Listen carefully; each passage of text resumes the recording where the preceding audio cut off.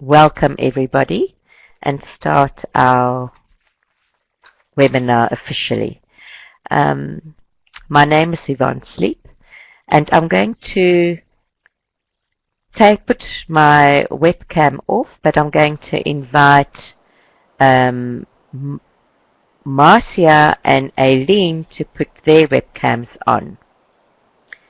And this is just so that we have optimal clarity of the line for everybody. I will be the moderator for today. Thank you. Nice. Hi, Eileen, and hello, Marcia, again. So I'm going to now, hello, I'm now going to stop my webcam and concentrate on speaking, and once I've gone through the welcome, then we'll leave Eileen on to present to us. So I'm going to repeat some of the things I've said for those that joined us late. We usually run monthly webinars, sometimes more than one, all related to MHPSS. If you would like to see any of our previous webinars, then please go onto the site and you'll find the recordings there. And if you, for whatever reason, lose connection during this webinar, you will also be able to find it again afterwards on the site. Today's webinar, Marcia, Brophy and Eileen McCarthy will explore the very hot of the press publication, An Unbearable Reality, the impact of war and displacement on children's mental health in Iraq. The webinar will explore how the MHPSS sector can shape and advocate a wider range of appropriate responses. And it's really nice to have these two key people here so that you can ask questions to directly if you want to. Please continue while I'm introducing the presenters to chat to each other on the chat box. If you're joining, tell us where you come from, and everybody will be able to see what you read on the box. And as the webinar proceeds, please post your questions on the same chat box. Our hosts, who are at the back end, Renata and Marcia, will collect these questions for us and pass them on to me, and then I will ask the presenters to answer these. So the answers will be to the point and directly related to the presentation. And each presenter, will start with Eileen, will present for 10 minutes, and then there will be the general question time. So I'm going to introduce Dr. Marcia Brophy first, who is a key person in making this publication a reality, and the principal investigator, if I understood correctly, from for this research project that was completed. Marcia is a child psychologist and a well-being and mental health specialist working in the field for over 15 years. She has vast experience, and currently she works as the Senior Regional Mental Health and Psychosocial Support Advisor for the Middle East and Eurasia for Save the Children International. Thank you for the Invisible Wounds publication, Marcia, of which you were a key contributor. And I will ask you now to put off your webcam and mute yourself if you haven't already done so. And then I'll go over to Eileen. Eileen, welcome. Eileen McCarthy is the Advocacy and Campaign Manager with Save the Children in Iraq, and we've seen that many of her colleagues have joined her for this webinar. In this role, she leads the advocacy and campaign initiatives for the country office, which covers the Mosul response and Iraq IDP crisis, as well as the Syrian refugee responses. So very welcome, Eileen. I have heard that you and Marcia have presented this together Great. already. Thanks so much for having us, and thanks all of you for joining. I hope you're able to hear me okay. I will start with just a brief introduction to the report and the work of Save the Children in Iraq and the locations where we conducted the research. And then Marcia will pop in to kind of explain some of the findings. And we'll come back together to discuss some of the recommendations and ways forward that we'd like to propose as part of this report. So I hope many of you have had the opportunity to see our report, An Unbearable Reality, the Impact of War and Displacement on Children's Mental Health in Iraq. If not, it's widely available, and hopefully we can circulate it after this webinar.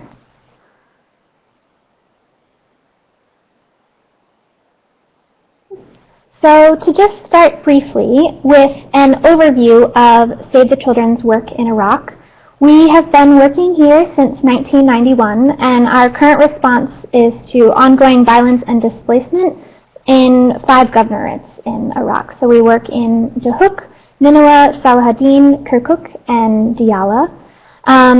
The primary sectors in which we work as an organization are through child protection and education. We also support services in WASH, which is water, sanitation, and hygiene, and some goods distribution. As part of this research, we were focusing in particular on the Mosul response. So looking at several locations where we looked at children and their families who have lived in protracted displacement since 2014, and others who have been more recently displaced from Mosul city itself. For this research, which we conducted in April of this year, we interviewed over 1,000 children, youth, and their caregivers who were affected by conflict and displacement in northern Iraq. The first location where we conducted the research was in Hamam al-Alil displacement camp, which hosts families who are more recently displaced from the offensive in western Mosul. So many of these families fled their homes after living for several years under ISIS control and arrived in the camp between March and April of this year. So those focus group discussions included 65 children, and they were disaggregated by gender and age group. In another 2 locations, we administered questionnaires, MHPSS questionnaires, to children and adolescents between the ages of 10 and 17. And that was in 2 locations. One was a displacement camp, and another was an urban area called War City. They are both in northern Nineveh, and through the questionnaires, we interviewed 480 children and youth and 480 caregivers across both of those locations. And I'll kind of describe what those 2 locations look like in just a bit. But I wanted to go over the methodology quickly. And Marcia will jump in here, of which I'm sure many of you are familiar with the intervention pyramid.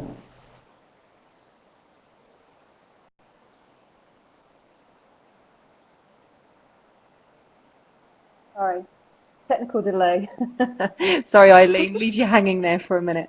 The reason why we just wanted to show this slide was just to remind people in terms of, as Eileen said, most of you will know this interagency MHPSS intervention pyramid, but to remind you, Save the Children traditionally and continues to work across the bottom 2 layers in terms of social support and strengthening community and family support systems.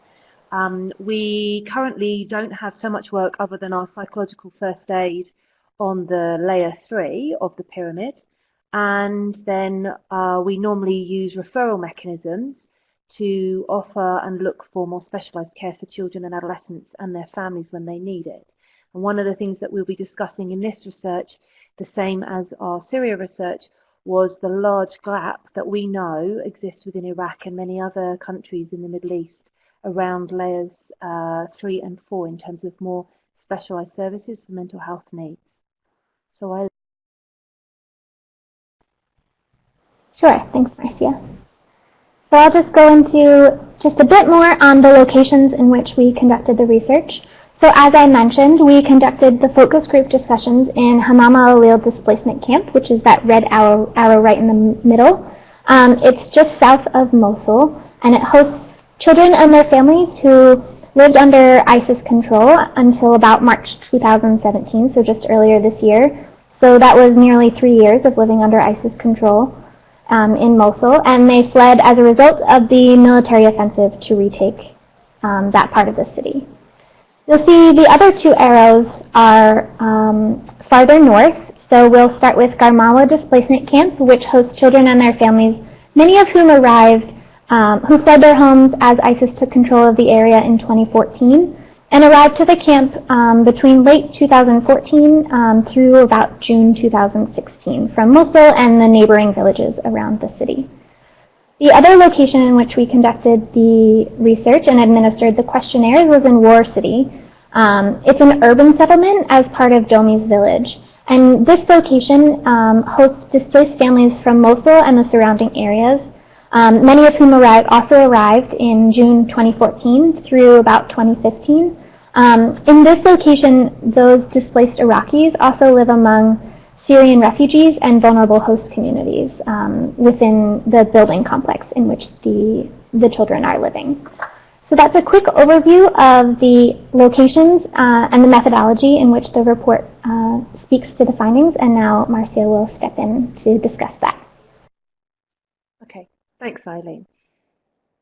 Let me see if this works. Okay, so it's quite a complex piece of research, and so what we're trying to show with this particular slide here is to give you an idea that basically for this piece of research it's a story of two halves, and I want to keep this image in your heads as we go through the findings.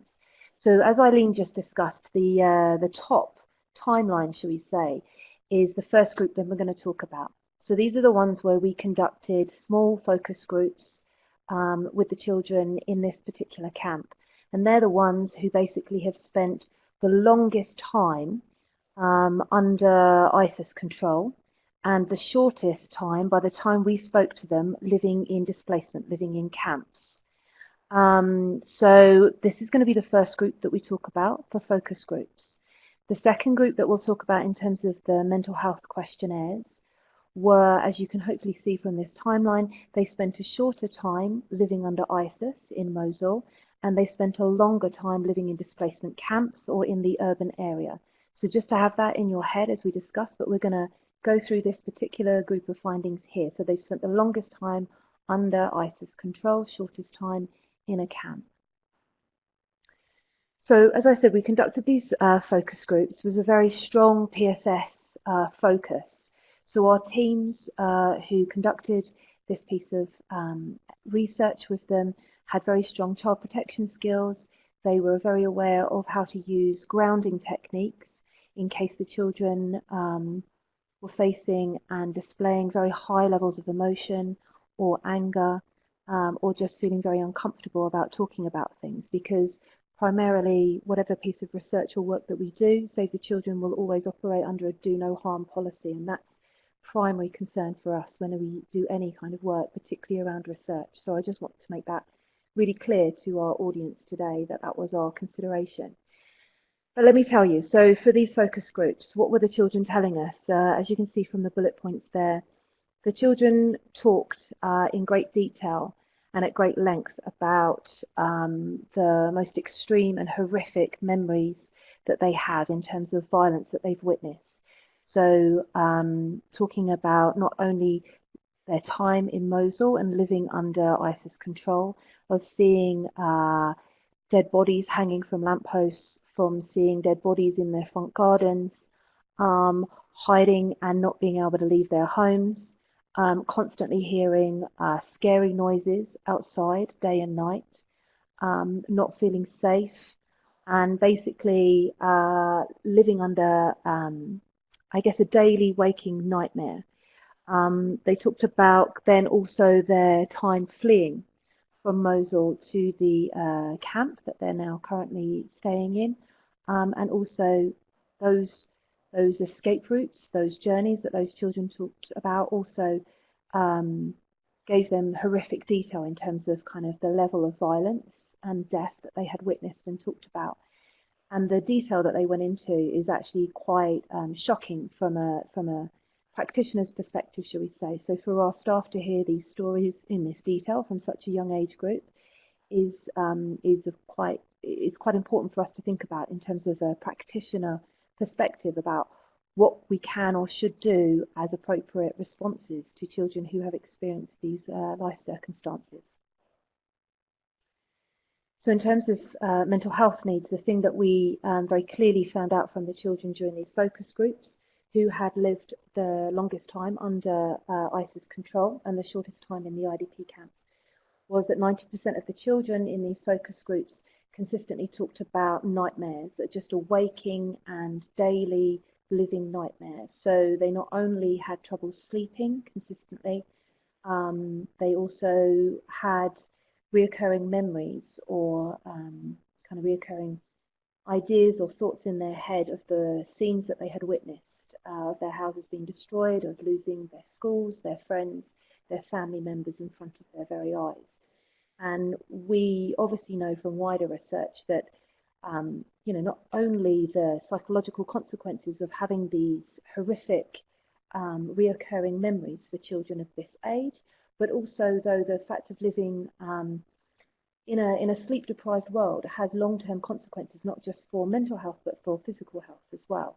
So that's something that we need to highlight and be considering in terms of approaches. What can we do to ease and support children in these circumstances to have better sleeping hygiene or better sleeping patterns when they have reoccurring nightmares? Many of them talked about, obviously, the high levels of violence that they've had witnessed and how they felt about it, how they felt that their emotions were tied up inside themselves and that they wanted to constantly cry or scream or sleep. That's how they felt that they wanted to respond, and that's how they were talking about it. We also really noticed our staff who were conducting these focus group discussions really noticed how robotic the children's responses were.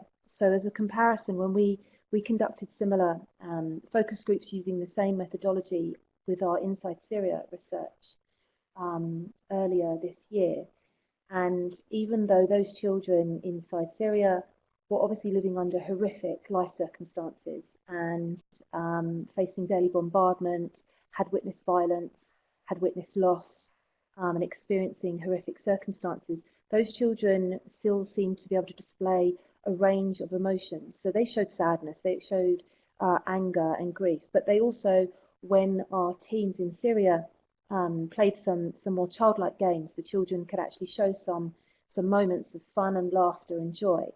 For these children that have most recently fled from Mosul, the things that our staff noticed as most impressionable thoughts were that the children, as I said, seemed more robotic in their behaviour. So the children were very quiet. They didn't really show a range of behaviours other than sadness and anxiety and just being very frightened. So they didn't show anger. They didn't really show any kind of happiness, any kind of laughter. And just when they were asked about, towards the end of the methodology, when they were asked about what things they think are good about themselves, what qualities or characteristics do they like about themselves, the children talked about obeying orders, or keeping very quiet, being very silent, knowing how to be polite, knowing how to stay in your home. And so this, I think, gives us a really clear indication of the level of control, and that these children just literally were not allowed to be children.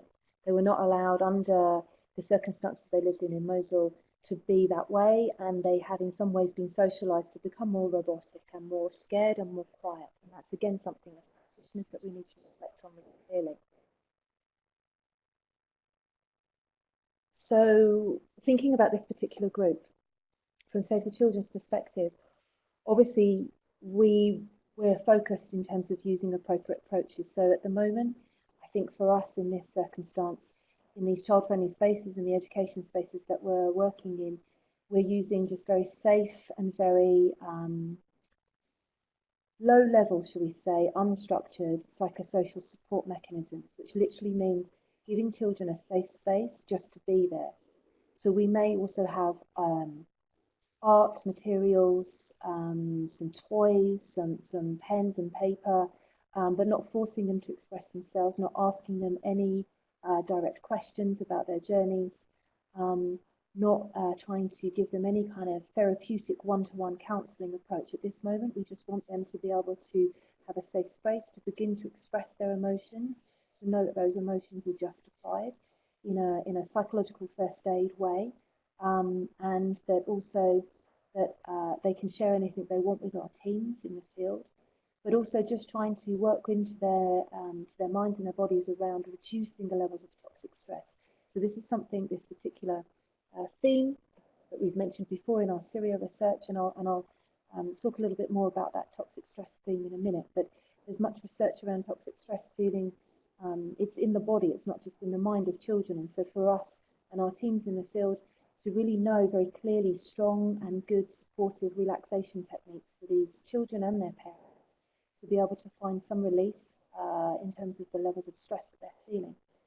And the last point on this particular slide is the recognition of, even though we only had the focus groups of the children in this particular camp, the parents have witnessed the same things, and they are feeling the level of stress, the toxic stress, and the bereavement and the loss and the anger and the frustration and the sadness that the children are. And these children live in these family units.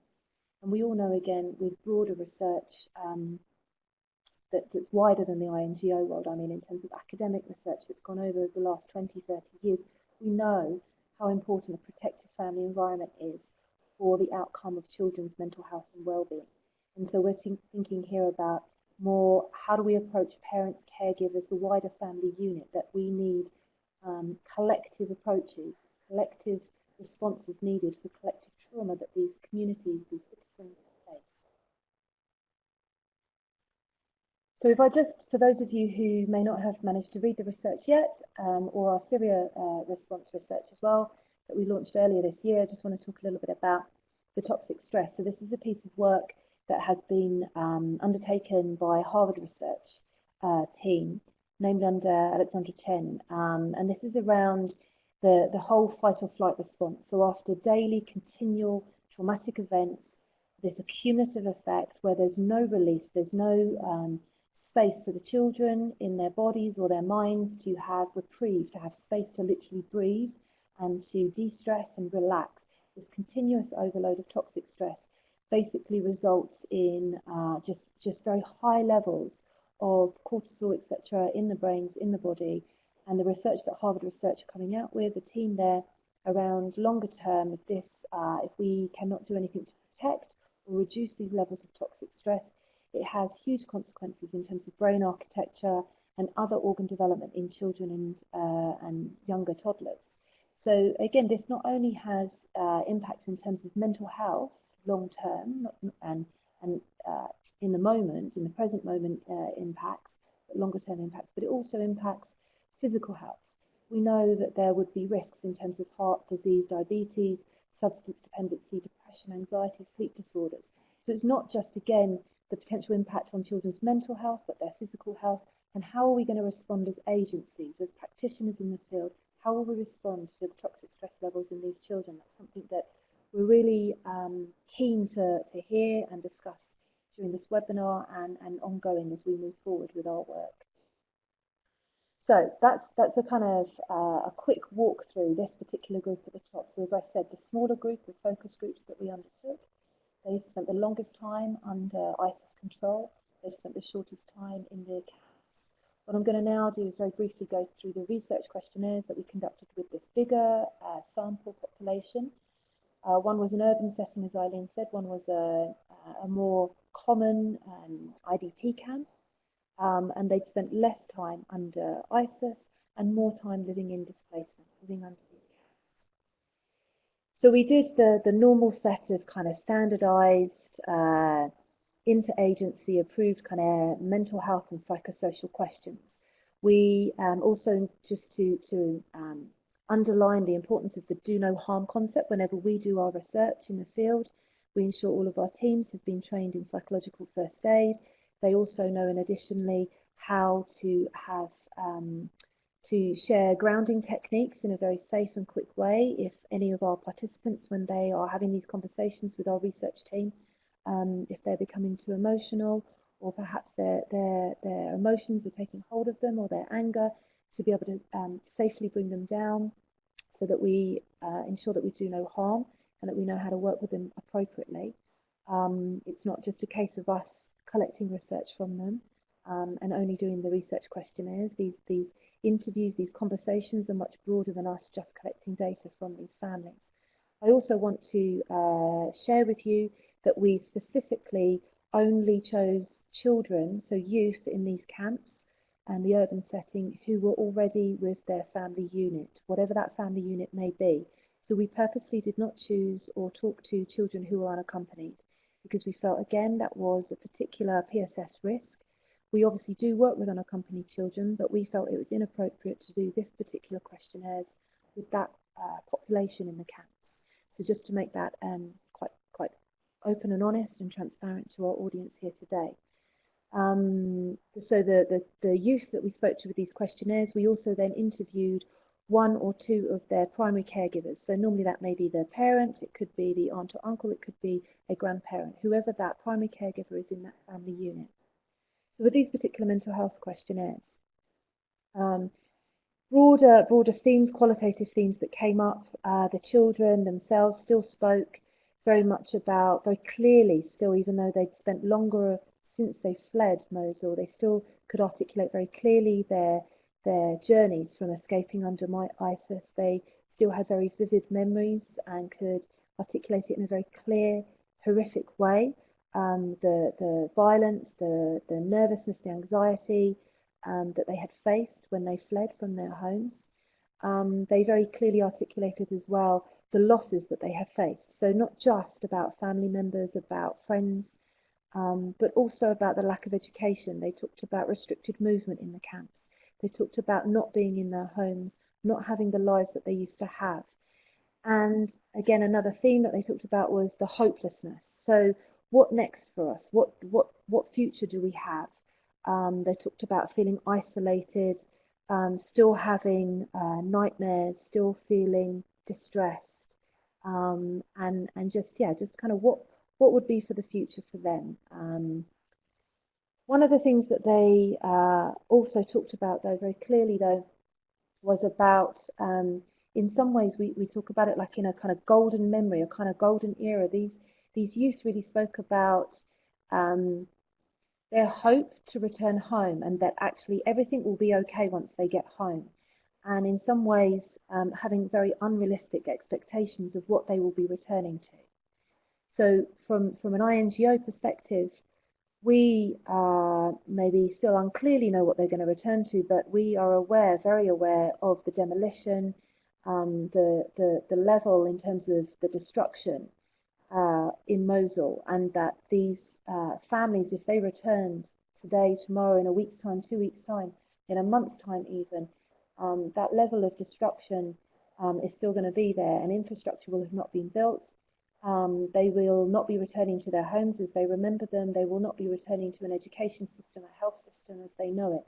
And so in some ways, these unexpected, these unrealistic expectations that the youth still hold about returning to their family, returning to their friends, returning to their school place, playing with their friends in their backyard, could be damaging to their existing and future mental health. And I'll touch back on that again just as I come towards the end of the presentation. But just hold that in your thoughts for now. So what did we see when we did, what did we find out when we asked the youth about how they're doing in terms of their mental health and their psychosocial outlook? So from the youth's perspective, they're thinking they're doing quite fairly well. They're saying, yeah, they feel nervous sometimes, they feel grief sometimes, they feel sad and depressed, but they're also feeling quite energetic. They're also feeling quite happy some of the times. So their emotional landscape in their minds is quite broad. They're talking about the full range of emotions or feelings that we would normally expect in a more normative sample, shall we say. So maybe not what we expect for children in these particular camps and for children who have fled from these particular circumstances with Mosul and ISIS control. They're also, when we ask them about kind of other issues in their lives, they're feeling fairly connected to their family unit. They're feeling fairly connected with their parents. They particularly like who they are. And as mental health practitioners, we are aware, again, from years of research prior to INGOs, that these feeling connected to your world, for liking who you are, feeling connected to your family unit, these are all protective mechanisms for emotional well-being and positive mental health. So this is quite an unsurprising finding. Hold that in your minds as we move forward. So what did the parents say about their children? So asking the parents, again, the parents' perspective on their child's mental health was across the board again. So the parents definitely talked about their children having sleepless nights, having nightmares, about bedwetting when even with older youth. They talked about the children feeling sad, depressed, maybe tense sometimes, being quick to react or over-respond in an aggressive way to small things. But they also talked about their children, still showing happiness, still feeling fairly energetic, being engaged in their communities, engaged in a family unit. So again, from a parent's perspective, they're not necessarily building up a picture of huge mental health needs. But what I want to say to you here, though, is I don't want the take-home message in your mind to be, oh, okay, they're doing quite well. They're fairly resilient. They're bouncing back after a certain length of time in the camp, after a certain length of time being away from ISIS control. People are bouncing back and doing okay. Because unfortunately, what we see and hear from our teams who work with the family members and with the children in these camps on a day-to-day basis and have done for a number of months is, from our team's perspective, the parents and the children are still exhibiting really high levels of mental health distress. So what our teams are seeing and talk about is a different picture to what the parents and the children are seeing in themselves. So one of the things that we try to discuss in the report is that the children and the parents now, they have a different reference point to know what would be your normal reaction to things. So we know kind of if everybody around us kicks off at the slightest thing, and it's the norm for people to throw and shout and be angry and quickly aggressive about things. We feel it's normal that people are crying or not sleeping well, are showing high levels of emotion. If that's what we grow up with and that's what we see constantly around us, that's our reference point. So our normal reference point becomes that position. We don't know the alternative ways of expressing ourselves. Perhaps we forget the alternative ways of how other people should respond to us. So from our staff's perspective, they say there's high levels of aggression, high levels of sadness, depression, tenseness, not feeling very confident, people are restless, and that's a different picture from what the parents or the children tell us. So I would argue that even though the results of how they are, the parents and the children, how they're reflecting on their own well-being and their own mental health isn't such a realistic picture. It's not their reference point has shifted somewhat, and I'm very intrigued and happy for us to discuss maybe this particular point in the discussion as we move forward, but I just want to highlight that to you. So from our staff's perspective and kind of what we observed in even conducting the research and undertaking these questionnaires and these conversations with the family members and the children themselves, as I said, sort of the importance of the family is still there. It's important that the children feel connected to their families. It's important that the families still feel connected to their children, because we know that from previous research that's such a key protective mechanism for mental health as we move forward. But what we're seeing is anger, frustration and violence is in some ways normalised within this camp. I already touched on this slightly already, the unrealistic expectations of returning home. So if we don't now, as practitioners in the field, if we don't begin to have conversations, realistic conversations with the families, with the children and the youth themselves of what returning to home might look like, we feel that actually their future mental health outcome could deteriorate even more rapidly than it already is. Having these unrealistic, kind of more golden memories of what they will return to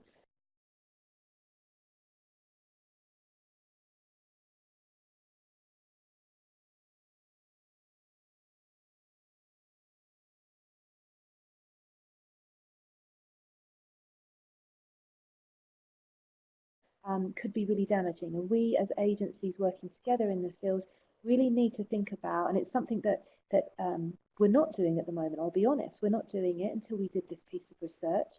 And I'm not sure if any of the other agencies, so whoever's on the audience here, please tell me and correct me and let me know what you're doing around this. But having focus groups and discussions around what you might return to and what might not be there is going to be a way that we can try and support their resilience levels. We're not talking here that they've bounced back. We're not talking about, in some research, again, broader research, we talk about post-traumatic growth and adaptation into new and different circumstances. We're not saying that this group of children and parents have adapted well into the camp setting. What we're saying is actually their reference point to what's normal has shifted somewhat, and that actually their experiences has in some ways clouded how they can view how they are acting and what would be a more healthier approach and a healthy way of expressing themselves in daily experiences. So, as we move forward on this journey I'm taking you on, I'll talk you through some of the very broad mental health focused recommendations before handing back to Eileen.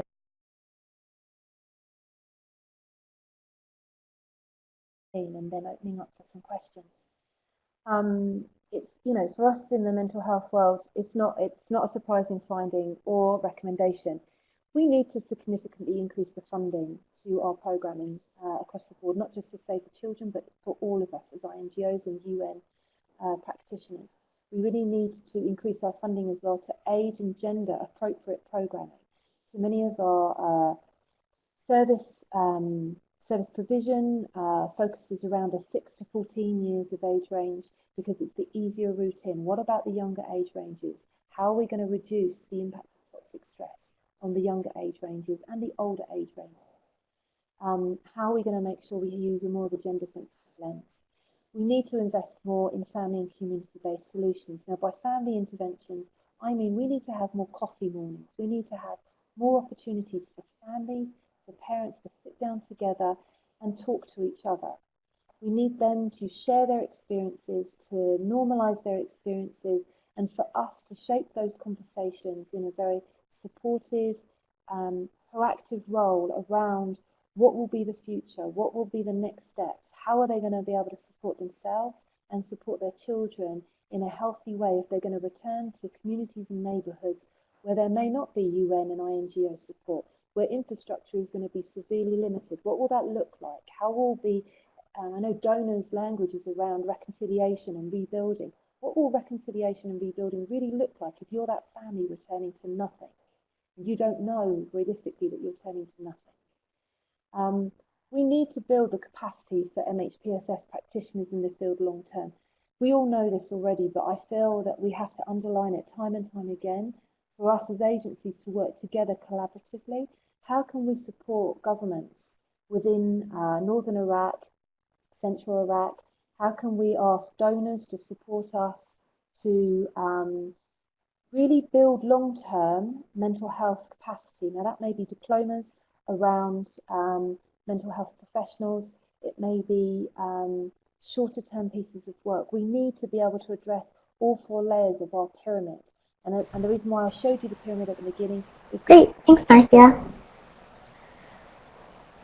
Just one more second. So I'll just finish up with a few of the recommendations that look outside of the mental health world, recognizing that these children are living in a country that's at a very unique moment at the time being, and how can we ensure that their mental health is being addressed in this broader spectrum. So firstly, we'd look at the development of a long-term plan for Iraq. So supporting how the international community can lend support to the government of Iraq to develop and implement an inclusive, durable solutions framework. So that includes a returns policy. So what is kind of the longer-term future for these children, especially those who have been displaced? And ensuring that, as one of the key stressors of families had to do with livelihoods, ensuring that there are opportunities for people who are living in displacement and as they return to work legally. And secondly, by investing in Iraq's children. So when we're looking at humanitarian funding for Iraq and we're looking at Where we are focusing attention most, it's in ensuring that child protection and education and other sectors that affect children's lives most significantly are invested in. And ensuring, firstly, that as we look at this broader spectrum of humanitarian to recovery and stabilization plans and response, and then long-term development in Iraq, that we're looking at how we're strengthening these key sectors and the child protection and education systems in Iraq.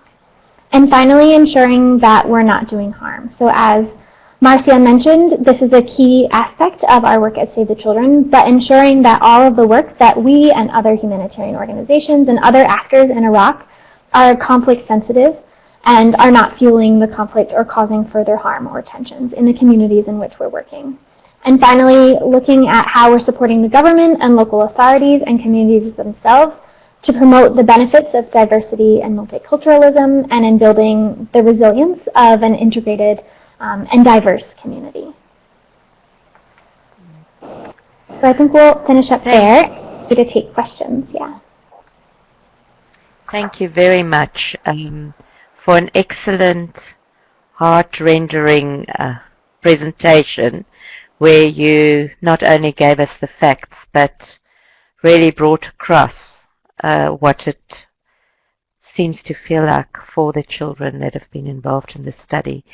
I'm going to now pose some questions to you that have been asked by our participants, and we will see how far we can go before closing, and I'll probably do it in a chronological order as it was raised. So we will go back to the beginning of the presentation, and Rui Pinto, who is a political advisor from Germany, asked whether you thought that the violence factors could affect the overall development in one country. Marcia, maybe you want to answer that.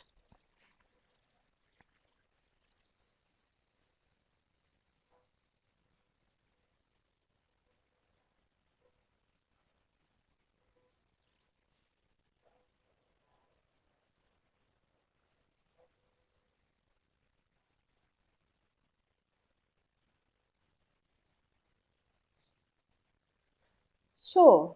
I'm not sure I actually understand the full question, but if we're worried about children seeing high levels of violence as they grow up and then living in communities that haven't learnt how to express themselves in a more positive way, and how does that affect the development of a country such as Iraq? Well, look, we know, unfortunately for Iraq, the latest conflict in terms of kind of Mosul, etc., is not the first, and this country, unfortunately, has gone through decades of conflict and violence in terms of the community, and that's why I wanted to, in this research, we wanted to kind of flag the idea around collective healing, you know, that it's collective trauma, that these communities, not just the younger generations having faced this, but it's generational, and that we need to learn from other countries, for example. And it's such a shame that Ananda isn't actually on here from Sri Lanka, because I know he knows this research well, but from Sri Lankan colleagues, they've done a lot of work. Oh, he's listening. Okay, good. So I used to work in Sri Lanka, and I know from colleagues there, after 25 years of internal conflict, they have done a lot of work in the north, amazing work around collective healing techniques. What does that mean as a community, not just with mental health practitioners coming, but what does that mean if it's facilitated in a really strong and supportive way? How do people move forward in a more positive way without violence being the only narrative, shall we say, that people use? So I think if, as agencies, we are more aware of using these more collective techniques, and that we work very clearly with the children and the youth, but also, as I said, with the family members, I have a very positive outlook in terms of the longer term effects. And we know ourselves, just with short-term pieces of work, if it's done in a very supportive, gentle and safe way with these children, that we can begin to allow them to express themselves, the full range of emotions, and for them to begin to reflect on what they've seen, and for it not to be the norm. But we also know from research in the Middle East, such as Lebanon, if nothing's done, then actually that is where the problems happen. And we can see generations later, like 40, 50-year-olds now living in Lebanon where there's research been undertaken, they are living in violence. Thank you, Marcia, for that bigger picture that you painted so effectively. Eileen, sorry. But it means Caroline Hillary asked if you have a set of recommendations for what teachers specifically should do who receive these traumatized children in class. I think Marcia might actually be able to speak to that better, but it is, as Save the Children, we're looking at how we integrate mental health and psychosocial support within education and our child protection work, but Marcia can probably speak to that better. Do you want to add, Marcia? Yeah.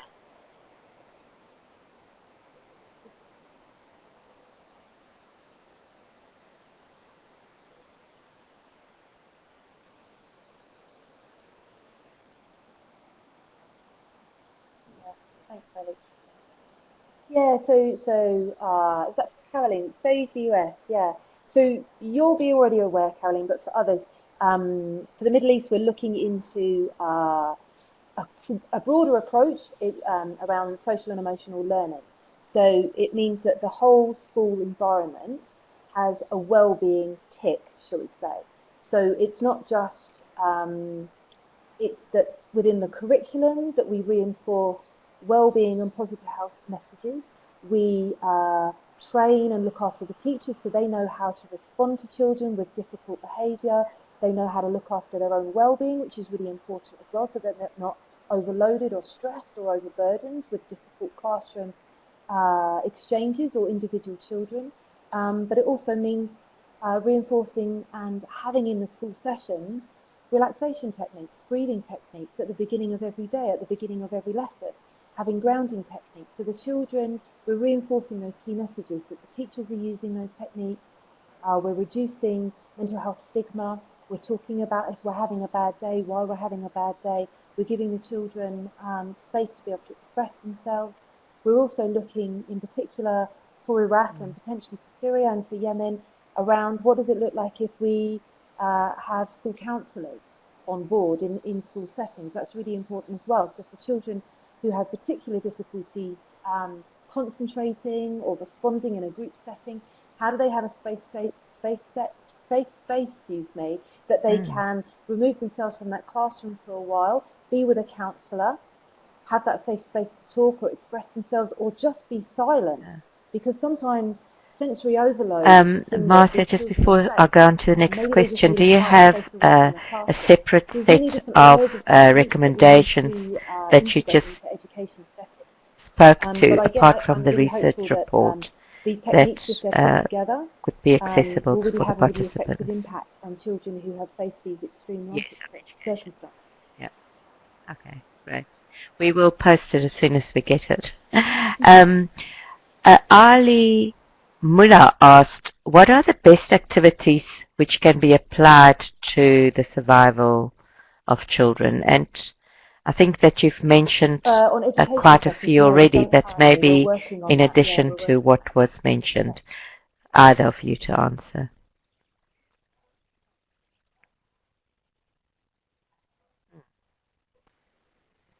Yeah, go for it.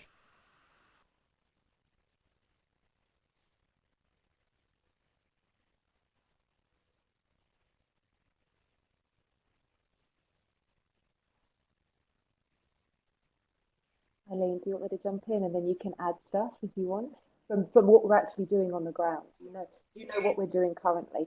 So look, the research looks at the broader. I'll go broad again. The thing that I think many of us as agencies, including ourselves at the moment, aren't so successfully addressing is the levels of toxic stress.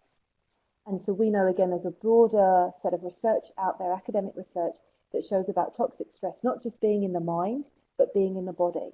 That kind of trauma is still in the body and it's played out over and over again. So one of the things that we're trying to begin to build on is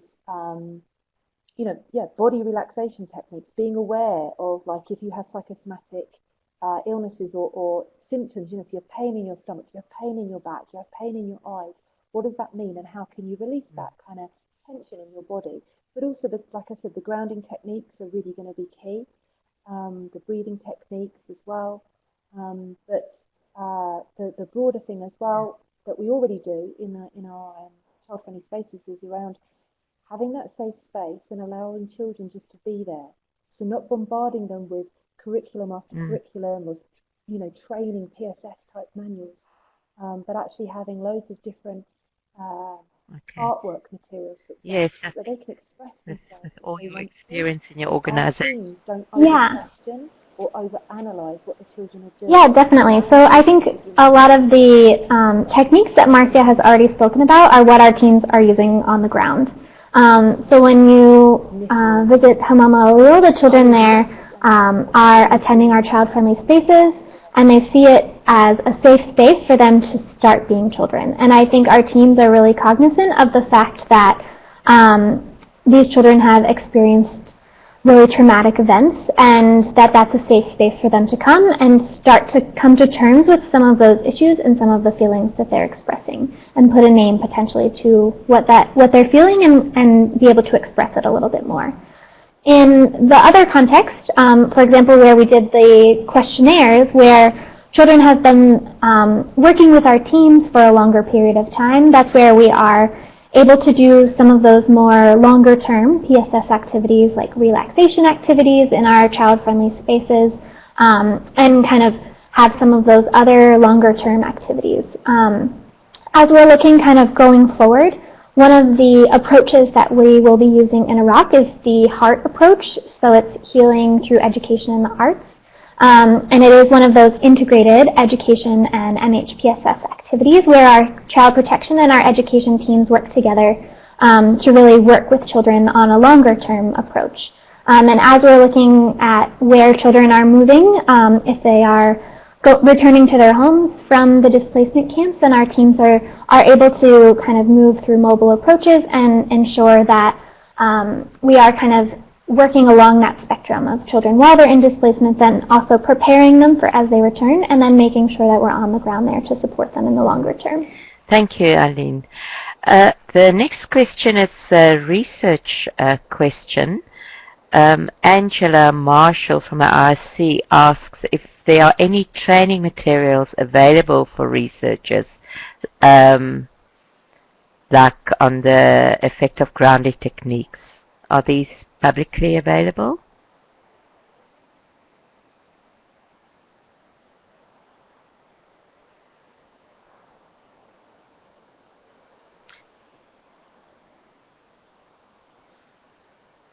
Yeah.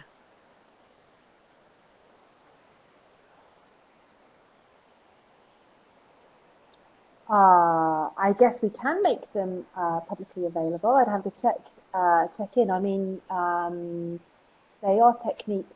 I mean, I conducted the training with our research teams, so went over to Iraq and conducted it. And so it's based, I'm a child psychologist by training, and so it was based on kind of my own knowledge of what we should use in the field, and based obviously on the Interagency Standing Committee good practice guidelines for MHPSS and emergency. So we we haven't got them written up formally. Yes, thank you. On the link of the flyer, I mean, there's a link on the flyer also to the publication if you haven't downloaded that yet. Jenny asked what was the questionnaire used when interviewing children, and again asked if this was available to see. Sounds like people are really keen to, because you gave a strong research input into the presentation, to actually access those research tools as well.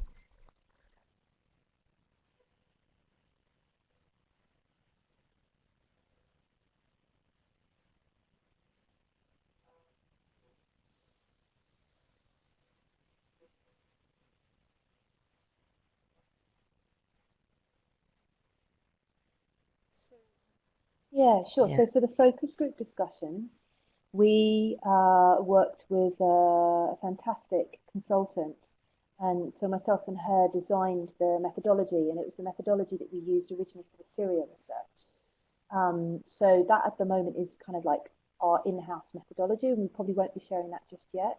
But in terms of the questionnaires, yeah, they're standardized ones. We used a number of different ones for the parents and for the children. So I can't remember all of the technical author names, so please forgive me any of the authors, but you are fully referenced in the report. But we used ones that are on coping mechanism scale, so how well people are coping in their daily lives. We used ones around anxiety and depression symptoms. We also used a broader, more qualitative instruments that looked at more kind of general well-being and impact into daily life. Yeah. So we kind of used about 3 or 4 different Ando Rolbelison, forgive me again if I pronounce your name incorrectly, asked what your recommendations would be for possible role for health workers at health facilities to help assess the children's mental health as a result of the situation they're in. I don't know if you are aware of these, if they've been made available.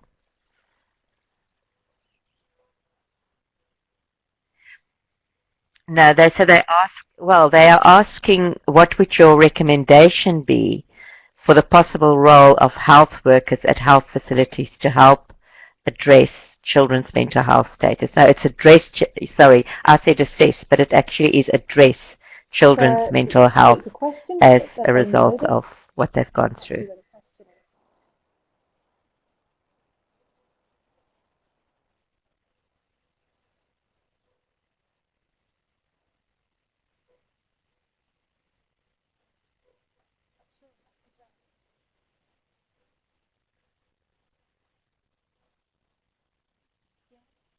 Sure. I mean, look, from Save the Children's perspective and my own personal practitioner perspective, I think there's huge value in anyone who is in contact on the front line with children or adolescents or parents should be trained primarily in psychological first aid as a given, so that you know how to respond appropriately and safely to anyone who is showing emotional distress. So that for me would be health workers, teachers, it could be WASH advisors in the field, it could be WFP people giving out food vouchers, anyone. And then based on that as well, though, I think I would still say about having the basic understanding of breathing techniques for your own stress levels, as well as then the person that you're working with, how to calm someone down in a safe way, which is part of the psychological first aid, but I guess taking it to a slightly higher level, but we're not going to train people to become counselors or psychotherapists or psychologists, but actually just having that human safe response to someone. So if someone is exhibiting high levels of emotional distress, we all know how to respond safely to them. I think so. I would use the same techniques that we use with teachers, with our staff.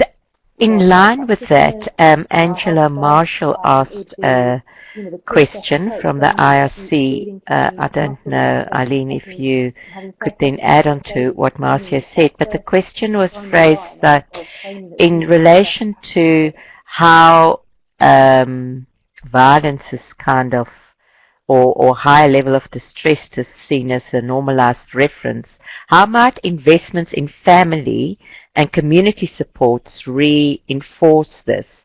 So if people see this all the time, I think is what she's asking this. If I read the question again, how might investments in family and community support enforce this kind of clouded perception that normalized reference point of a higher level of distress?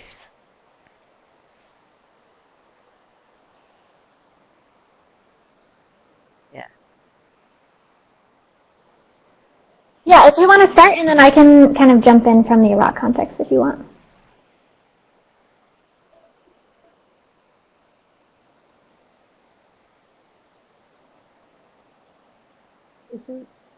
Eileen, jump in at any point, please.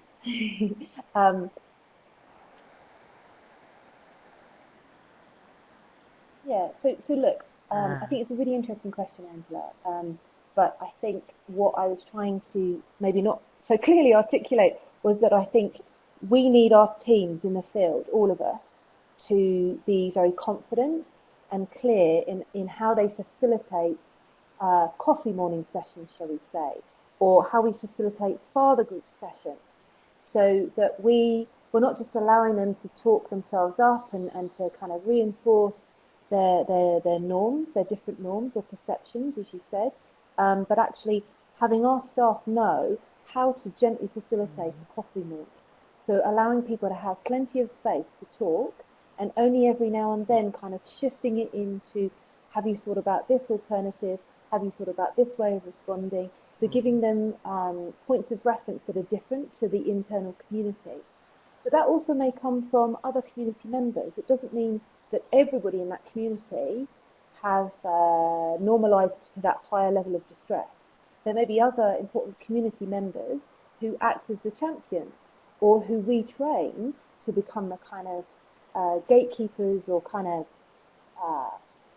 local champions of MHPSS needs of their community, and they're the people that would facilitate these coffee mornings or kind of men's sheds, as it were. You know, so if the men are there kind of like fixing their bikes or kind of like hanging out, having a smoke together, who would be that community person who would be able to talk about mental health and PSS distress and reference. Yeah, definitely. Everyday language. And I think one of the really interesting things is that many of our staff who are working in these areas of displacement are themselves displaced. They are living in the camps, they are part of the community, and they are community members themselves. And I think one of the important aspects of kind of looking at this in the longer term as well is not only how our staff can be champions within their communities, but how they're identifying other champions. And we have an entry point at the moment in IDP camps in which we're working, and as we're starting to move into other areas. And I think that one of the real opportunities is being able to identify and support these champions in the meantime, so that when they are starting to return, it can have a multiplying effect in the communities themselves. So how can we work with people now and then ensure that it is kind of integrated All in part of the collective approach that you were arguing so strongly for in your presentation. Eleanor asked, what does return policy mean actually? Yeah, it's a really good question.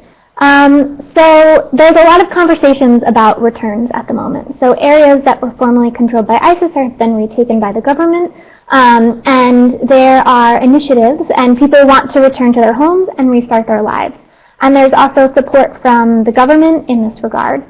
I think that in many areas, as we're starting to see in the eastern part of Mosul, people are returning, their homes are in relatively decent shape, and they're able to start, markets are reopening, they're able to start rebuilding their lives. But I think the questions will arise when you're looking at areas either where people are not able to return, and or in areas, people who have been displaced who don't want to return, either because of concerns for safety and security, or they've integrated into their host communities, or for any number of reasons in which people feel that they don't want to return. And we are advocating for a policy that explicitly says what rights and what expectations people can have for returning, for what a durable solution looks like if they're choosing not to return, and what kind of steps need to be in place in order to help facilitate either of those options, so that people are able to make an informed and informed choice about whether they're returning, when they're returning, how, ensuring that the areas that they're returning to are safe and have access to basic services, including education, and that in the longer term that we have some of that, have a structure in place for ensuring that people are able to return and or able to integrate in their areas where they have been. So in line with that, Ahmed Bukri asked, what is the role of government, specifically maybe for the Ministry of Education in this post-conflict setting, considering the ISIL-made curriculums? Yeah, I think education is a key aspect in children's lives over the past several years, and where many children have been pulled out of school for 2 or 3 years. And firstly, we are looking to get children back into school, back into learning. So whether that looks at our temporary learning spaces, where it's kind of an entry point into getting kids back into school, and also looking at how we can kind of integrate them back into formal education.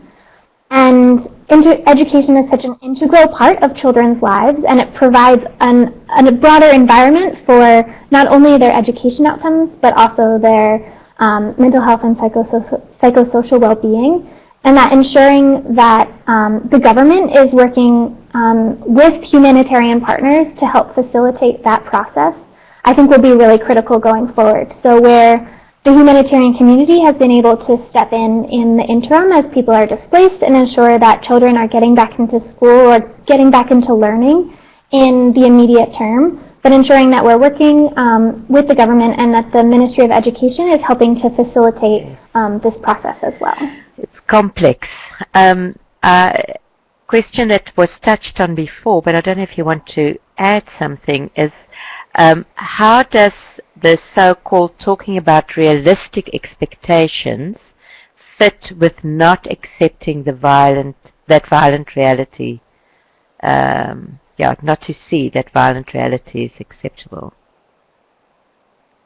So how does, when you talk to the kids about having, well, I suppose to the kids about having realistic expectations, how does that fit with saying the kind of violence that you experience is not normal?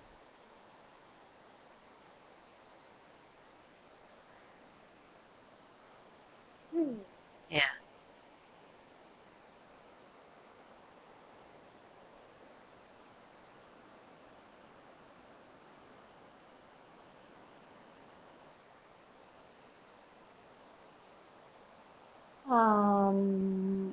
I guess I don't see why it would not fit. When we're talking about realistic expectations, we mean the children, the youth, and their parents, the whole community having realistic expectations, as Eileen was saying, of what you might be returning to, or what you might not be returning to, and even if there's infrastructure there, your neighbours or your school friends may not be returning the same time you are, or they may be returning at a slower pace, or you may be returning to places where there's little to none in terms of infrastructure for you. So what does that mean? That's what I mean about realistic expectations.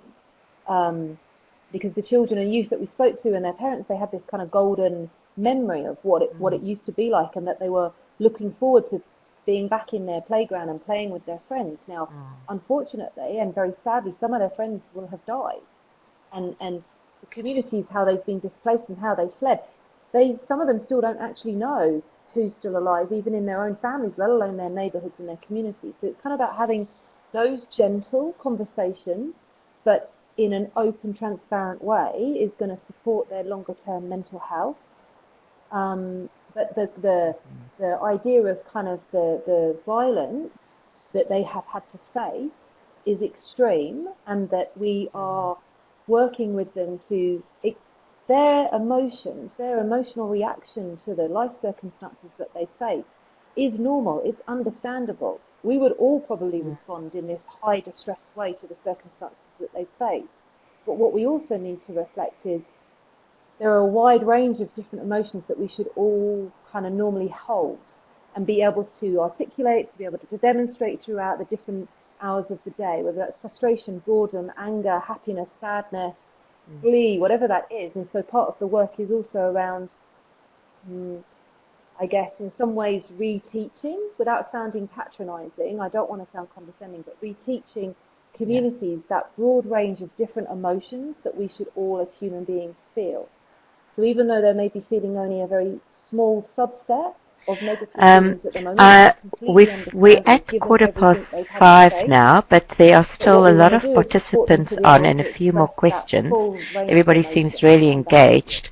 For those that need to leave, if you do leave, just do the short survey to give us some feedback on the webinar, and we'll just cover a few more questions if that's okay with the presenters as well. There's a question from a practitioner point of view that Arich asked. How do we actually work therapeutically with someone if he or she doesn't acknowledge that they have mental health needs? And taking into consideration staff reality versus child parents' reality towards their own mental health.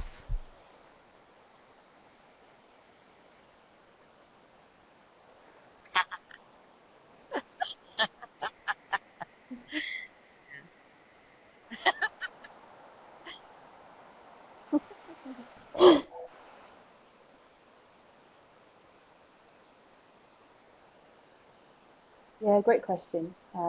Arish is one of our colleagues. Thanks for the difficult question, Arish.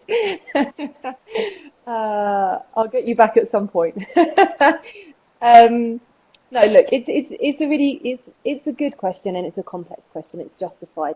I'm going to speak from my own personal perspective rather than now Save the Children official line. I think as individual practitioners, there are a range of different techniques that we can use that we can then empower our teams and our community members to use. One of the most beneficial ones or positive ones that I've personally used is kind of like it's like a triangle, like a star, where you map out the different areas of someone's life, a child's life, and it's like a score of 0 at the base and a 10 at the end, and it kind of goes out in different points. And each time you meet with the child, asking them to rate themselves in terms of how they're doing in their life and their events and how they're feeling. And slowly, as you do other kind of techniques with them, such as the heart work that we were talking about, and they begin to kind of unfold and start to express themselves over time, bringing these like stars back shows the journey that they've been on. So I think at the beginning, we know that this works in other community settings. It's hard for us to reflect on in that moment how we're feeling or how bad we're doing or how well we're doing. And so you can only, you need something quite like a diagram, something quite visual for children and probably adults to be able to visualize the journey that they've been on and for them to be really quite surprised about how better or worse they're feeling at certain points and aspects in their lives. So I think, yeah, there's this kind of like this kind of star outcomes measurement tool that can be used kind of in frontline one-to-one work and in group work as well.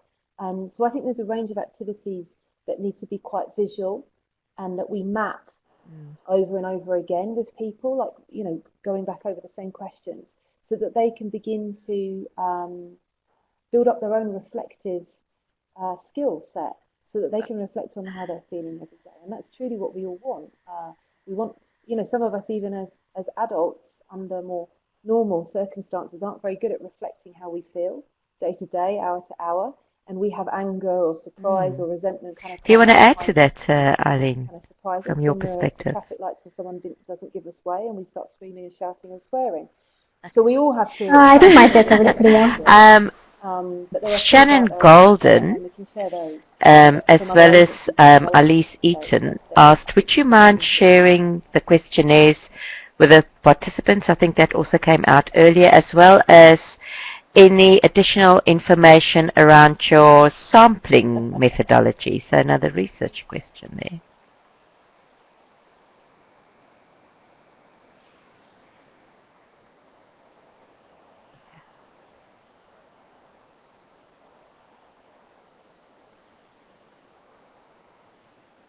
Okay, sure. Thank you for a reminder of that.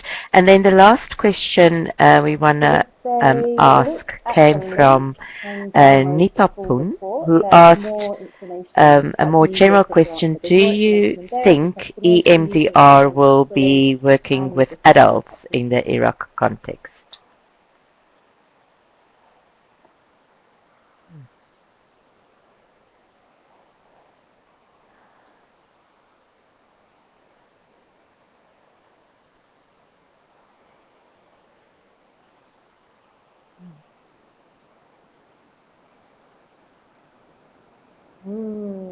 Good question. I don't know. I have, like many practitioners, have very mixed thoughts on EMDR as a therapeutic technique.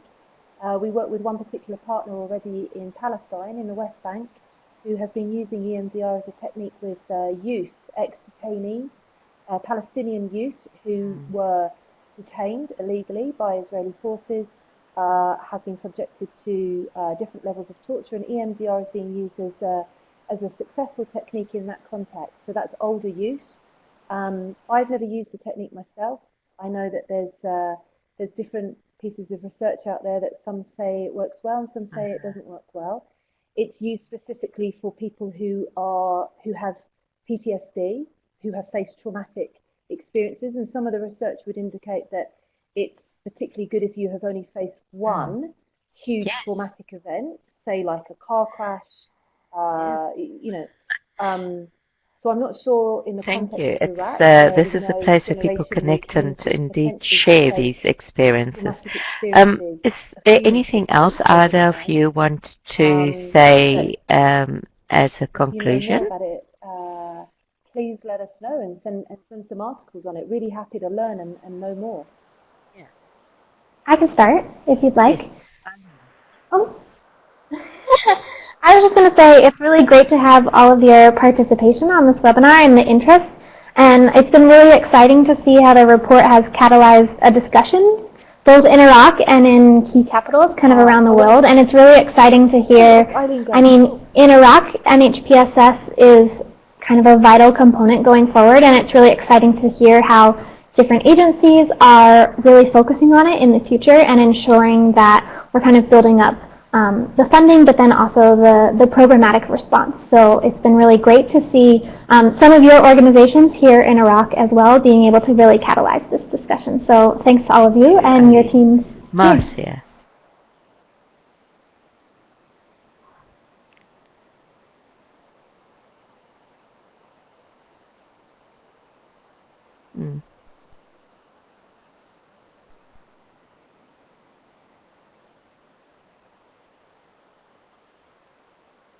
Yeah, I wanted to thank MHPSS.net. Thank you guys for hosting us again so quickly after our last report. We really appreciate having the opportunity to reach out to a wider audience and have this discussion.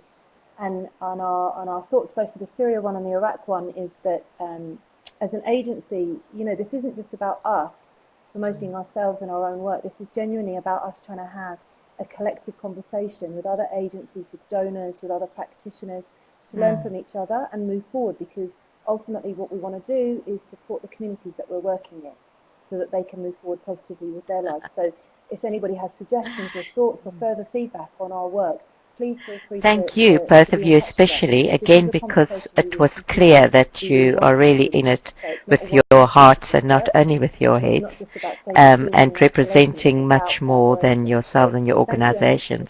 It was very informative.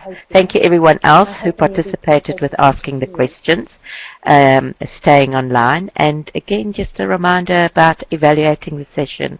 So by clicking on the survey link that Renata has put on the chat, and look out for our next webinar, and have a great day for the rest, for those who it is day and those who are at night already. Thank you for joining us as well. Thank you. Bye.